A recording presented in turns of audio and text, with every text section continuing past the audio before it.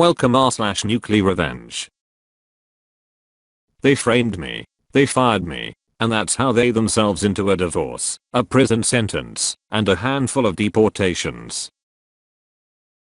This is a long one, but if you stick with it until the end, you will learn how I was framed and fired from my job, and accidentally set off a chain reaction that led to a staff overhaul with several managers being fired or moved to other restaurants, the general manager being fired and getting a divorce, and one of the managers being investigated by the FBI and ultimately arrested, as well as several of the workers being deported. Here we go. I used to work at an upscale restaurant owned by a large corporate entity that owns several different restaurant brands. I worked there for about 3.5 years before they eventually fired me, but more about that later. First, I want to give an idea of my role there. My role at that job was a little of everything. Since the day I started working there, I took it upon myself to learn as much as possible. I was very persistent with management when I wanted to learn a new department. I had started as a server, but eventually had worked my way into different departments and job titles, like carry-out, hosting, bartending, bar backing, banquets, catering, and deliveries. My singular goal, while working there, was to make myself available for as many hours as possible. I was being paid about $12 an hour, though that fluctuated if I was working as a bartender or server and making tips. Eventually, it was noticed by management how I fit best into one of the non-tipped positions. I was so good at it that they decided to try me out as an unofficial supervisor over the team that worked in carry-out, catering, and deliveries, as those were all one department.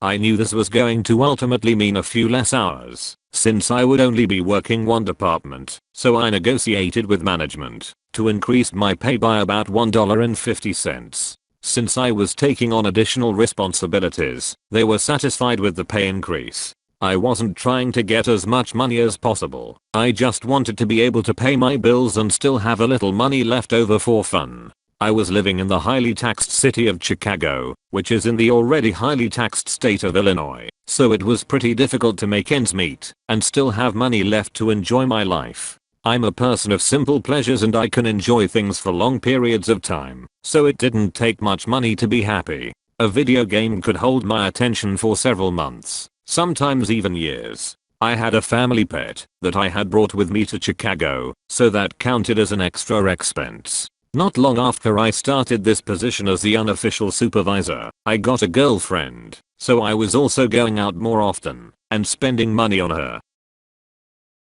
With my position and some smart budgeting, I was able to afford all of this. The money wasn't an issue, but management had a high turnover rate, so the incoming managers often did not know what the department entailed or how important hours were to workers of these departments. Eventually, it was noted that our current general manager was going to be fired and replaced. The incoming general manager was supposed to be some rock star when it came to improving restaurants. We looked up his name and found him as the first search result on Google, but the entry wasn't some glowing review of his work ethic or of his impeccable ability to improve the way a restaurant runs. It was actually a mugshot and a police report filed for repeated domestic abuse. This is important later. We'll call him Harvey.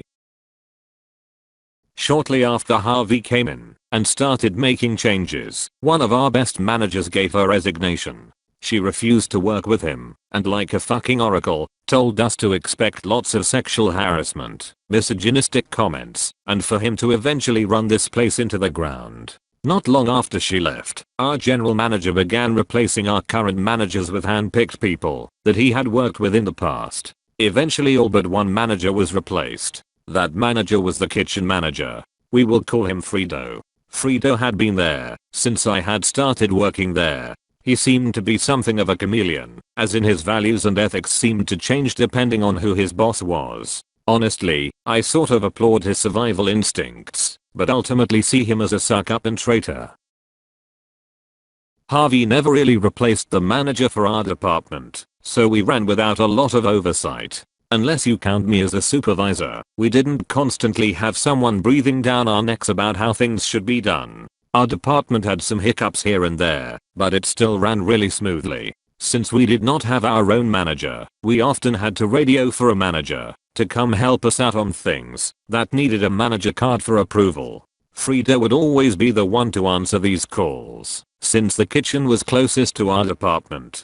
Over time the new team of managers started to see Frida as the manager of our department as well. However, the hourly team that worked there still saw me as their supervisor. This meant that any time Frida was trying to make changes that would ultimately hurt us, the team relied on me to mitigate those disasters or to negotiate with Frida to let us do our jobs the way we had already proven worked really well. Over several months Frida and I would butt heads dozens of times. He and I were constantly arguing about how important ours were to the workers in this department. He had it in his head that we should be living off of tips like servers, but since most of our orders were carry out, they came in through Grubhub, and Grubhub doesn't tip. We didn't have a lot of deliveries in a day, and the tips we got from those were maybe $10, if we were lucky. But splitting $10 four ways doesn't add up to a lot. It just showed that Frida had no clue what he was talking about. Eventually we had a meeting with our Harvey, Frida, and all the workers of this department. It was marketed as a chance to voice all our grievances and concerns with the changes they wanted to make with no chance of retaliation. So the workers did exactly that. They talked about how Frida was trying to cut hours, even though he isn't our actual manager. When it was brought up that they were attempting to hire someone to be the manager, the team suggested that I take over, since I had already been supervising them and running things smoothly for the last several months. I was also the one that management consulted with when writing schedules, as I had an understanding of the days some workers could and couldn't work depending on their school schedules or family life. I could see at the moment it was suggested that Harvey and Frida made the decision on the spot that I had to be gotten rid of. Although they didn't say it, I could see the look they gave each other and instinctively knew that my days at this place were numbered and my job was going to be getting the axe one way or another. They made a bunch of promises to us about not cutting hours. They told us that they would stop sending all but one person home early and only leaving one person to clean everything and close up by themselves, as this wasn't a small department and it was simply too much for one person to do alone while still meeting health and safety standards. They promised that whatever hours we were scheduled for, we would work. We weren't trying to be unreasonable, so we told them that we usually have 3 or 4 people scheduled to work our department. They could cut 2 of them early, but we always needed at least 2 people here to help close properly. The promise was made that they would always have at least 2 closers. However, only about a week later, they started sending all but one person home early again every night. One night they tried to do it while I was scheduled as the closer, and we had just returned from a massive catering event and there was an unbelievable amount of cleanup left to do for one person. When Frida came in and tried to send everyone except me home, I stepped up and told him that he was consistently breaking the promise he had made it to us during the meeting. He looked me square in the face and told me to stop complaining about it, and if I was going to keep trying to talk to him about him breaking his promises, he could easily find someone who could work my shifts. I quickly realized that this was an assassination attempt on my job. He wanted me to press it further, so I backed off and started cleaning. I ended up having to stay way late, and that meant overtime pay anyway. I got a write-up for that, since we aren't allowed to work overtime without a manager's approval. When I refused to sign the write-up, pointing out that I had tried to explain to Frida that I wouldn't be able to clean up all that stuff alone before my scheduled shift ended, I was allowed to leave without signing the write-up, but only because the hours rep that was present at the time wasn't one of Harvey's cronies. Skip ahead to the day I was fired. It is important to note at this point that I always came into work an hour early. Since we lived in Chicago, food was expensive. However, at our job we were allowed to have as much free soup and bread as we liked. So I would come into work 1 hour early every day, so I could have some soup and bread for lunch before my shift. But on this day, when I walked into the kitchen to get myself some soup, one of the line cooks told me that he had a dish that had been cancelled after he cooked it, and Frida had told him to give it to someone. He assured me Frida had already comped it, and that it was free to take for whoever wanted it. It just so happened to be my favorite appetizer, so I happily took the free food. Not long after I got to my booth, both Harvey and Frito approached me and asked me if I had put in a ticket for that food. I told them that the line cook had given it to me and said it was the cancelled order that Frito had already comped. Frito looked dumbfounded and said he had no idea what I was talking about. So Harvey told me, "I think you know that's theft. Go ahead and finish the food and then grab my stuff and go. That's the last meal you'll be having here." I tried to explain to them that I had been given this food by the line cook, but they refused to listen, so I offered to take them to the kitchen to clear it up with the cook. But by the time I had gone back to the kitchen with them to talk to the line cook, he had already gone home for the day. I had no choice but to gather my stuff, say my goodbyes, and head home. On my way out, I told the people working my department that afternoon what had happened, exactly as it happened. They were shocked and angry, but mostly sad to see me go. I decided that on my way out, I would stop by the accounting office and pick up any tips that may have been dropped for me that week, just to make sure I didn't get screwed out of that money. Before heading down, I had the gut feeling to just set my phone to record, and I stuffed it into my pocket with the camera rolling. Although the video was entirely black, since it was in my pocket, I did manage to get a pretty muffled recording of Harvey and Frito's voices through the door, discussing how things had gone as planned, and that they had been trying to get rid of me ever since the meeting with my department. I knocked on the door, and they hushed up before opening it. They asked what I was still doing there, and I asked for my tips. They gathered what was in the safe for me and handed it over. Despite my anger rising at what I had just heard, I decided not to burn this bridge just yet, because perhaps I could fucking nuke it later. I offered a handshake to both managers, thanked them for the opportunity to work there, and left, making sure to pull my phone out of my pocket and record the front of the restaurant, with the sign showing its name and logo. Working in a restaurant, you learn to always cover your own ass. It's true for most jobs, but something was just telling me I would need this all later. If I was being accused of theft, I wanted to be able to prove it wasn't true if ever came up in future job interviews. Which is exactly what happened, and where this all started going nuclear. On the train ride home, I sent some messages and made some posts on some local groups on Facebook saying that I had just been fired and that I was looking for a job as quickly as possible. By the time I got off at my stop, I had already set up an interview for later that day. I was offered the job about 5 minutes into the interview, but after going over the details, it didn't sound like it was for me, so I turned it down. I interviewed a few other places and found one that was a damned good fit, with a hefty pay increase compared to my previous job, and I wouldn't have to deal with customers. It was an auditing job for a logistics company. However, during the interview with the manager of this job, he mentioned he had already called my previous place of employment and spoken with the general manager, Harvey. Harvey had told him that I had even fired for theft. Luckily for me, the manager I was interviewing with asked me to tell him more about that, and he was willing to let me pull out my phone and find the recording. I asked if the voice in the video was the same as the one he spoke on the phone with. It was. That was confirmation enough for him that I hadn't made a fake video. He listened to the two managers in the video admit that they had set me up and watched to the end when I showed the front of the restaurant, complete with the logo and name.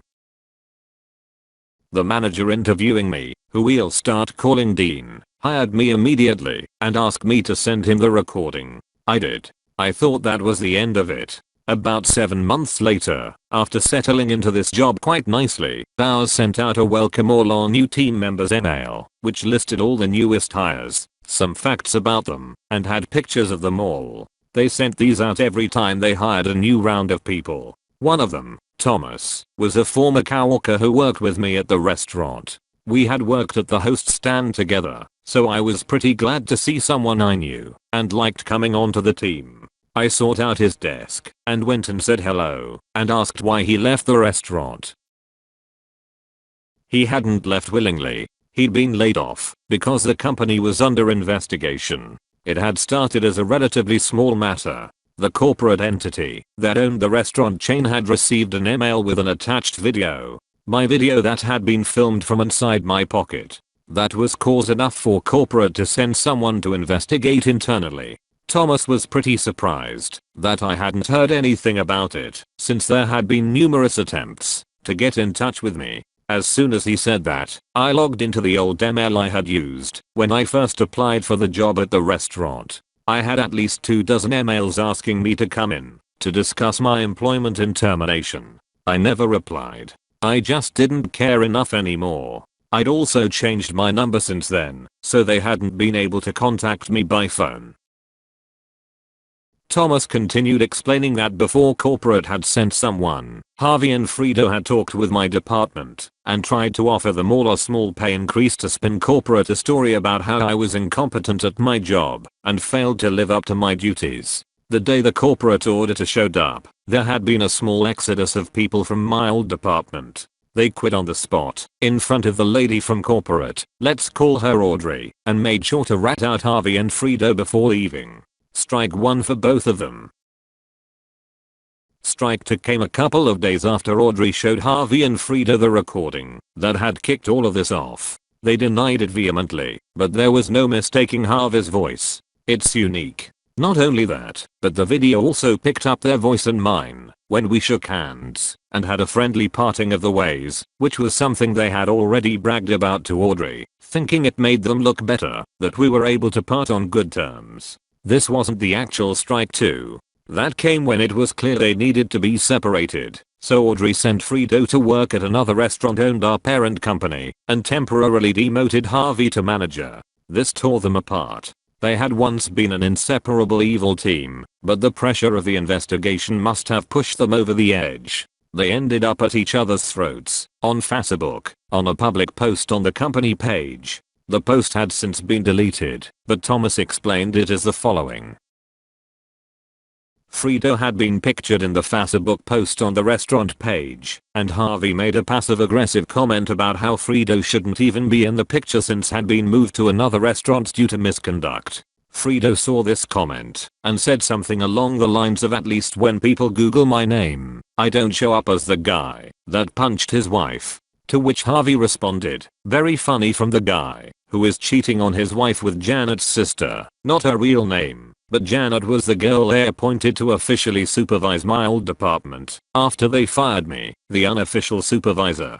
Friedo replies to that by saying, like you haven't tried with half the waitresses. They all have stories about you trying to fuck them. The post was deleted, but not before it had been seen by Audrey the auditor. That was officially strike 2. Strike 3 came the next day when Audrey started interviewing the female waitstaff and bartenders, seeing if any of them could confirm that Harvey had tried to make a move on them. All of them were interviewed separately. Several of them had similar stories. Every girl that confirmed Harvey had made a move on them all said he had offered to be their sugar daddy if they would send nudes or stay after closing to fool around with him. Harvey was fired. But that isn't the worst of it. Audrey the auditor wasn't just some random woman from corporate. She was the old regional manager for this area and had personally hired Harvey's wife as the general manager of another restaurant in the city. So she called up the restaurant Harvey's wife worked at and told Harvey's wife everything she had learned from the female waitstaff.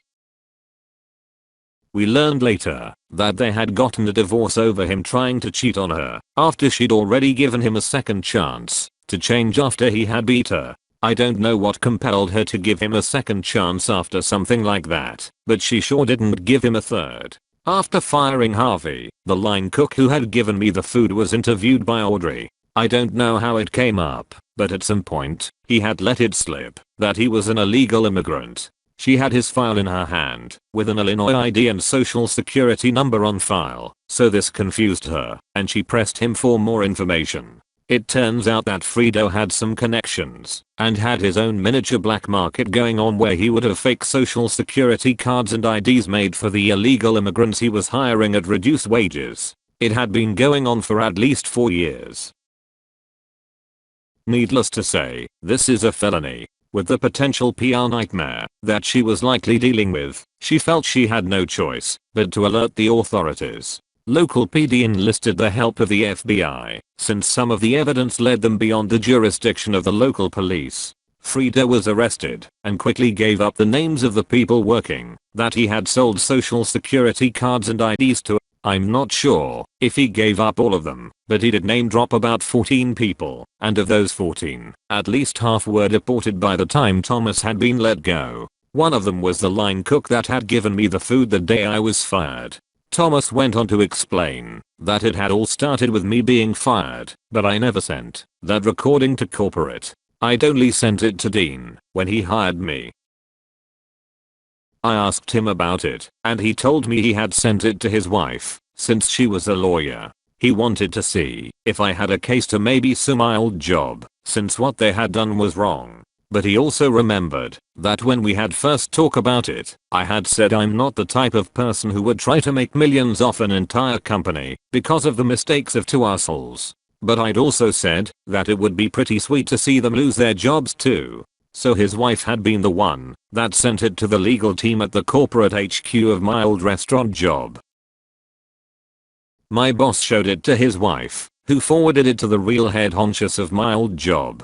They were both just trying to get two scumbags fired for what they did to me, but ended up pulling a thread so long that it didn't end until there were sexual harassment accusations, revelations about managers cheating on their wives with girls related to people they had placed in positions of authority, a divorce, mass layoffs pending investigations, a staff overhaul, an FBI investigation into what could be considered black market dealings of falsified government-issued documents, and at least a half dozen deportations, and probably as many as 14. I don't know if this counts as nuclear revenge, as I didn't actively pursue it, but Thomas ended up showing me that, even if it wasn't revenge, it was definitely nuclear, and the crater it had left was massive. Edit. Apologies for the ruined sentences.